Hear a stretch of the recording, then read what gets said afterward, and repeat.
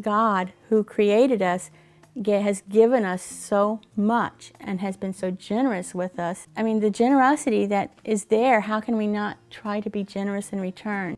When I was presented with the topic, the most generous person I know, I immediately thought of my stepfather, Dan. He's just so good-hearted, and he's always giving and giving and giving and never asking for anything in return. So I decided to talk to some of his neighbors, somebody that he works with and my mom, to see what they thought. So I hope you enjoy. We were doing volunteer work up at St. Francis House, which is a homeless shelter.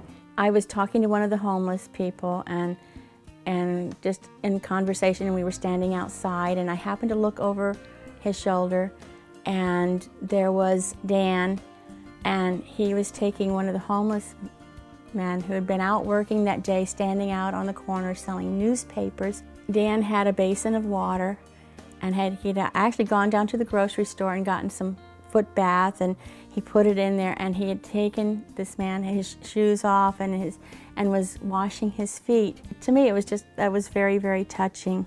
We're all in a predicament where money is short, and it's amazing how bags of coin just show up on people's doorsteps when Dan and Terry Jo find out that there's a need for a particular neighbor. Dan has always thought of other people before he thinks of himself. He continues to volunteer and do work, even when his health is not necessarily in a place where he should be doing that stuff.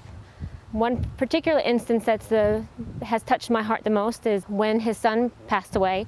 We were having a memorial service out back of the house, and even though it was really difficult to keep our own emotions intact, Dan thought of us, as did Terry Jo, but they weren't concerned with their pain. They were more concerned with our pain and helping us heal, while they were the ones who were hurting the most. Dan and Terry, when I was short, on several occasions, they were able to loan me some money, and without any question or anything, they were just there for me.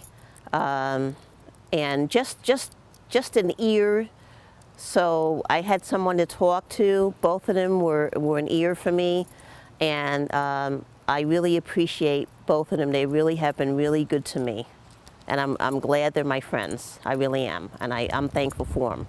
But they're still there for people. They're still there to listen to you and talk to you. There's been many times I've had to come over and they just sit and listen, which is good. You need people like that. So he's a wonderful person to work with. Very generous at his time, like I said, but more so he's generous with the people, generous with his heart. You know, can I help you, ma'am? And I've never heard anybody say no. Can I help you, sir? Because he really means it. He would give what he calls angel time.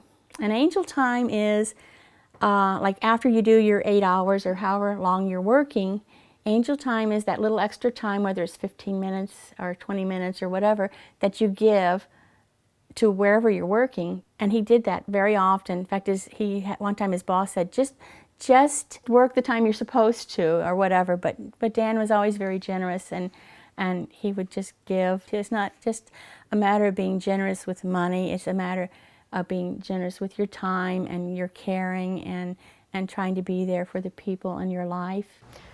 I don't know. I honestly could say that I don't think I would stay living here if Dan wasn't my neighbor.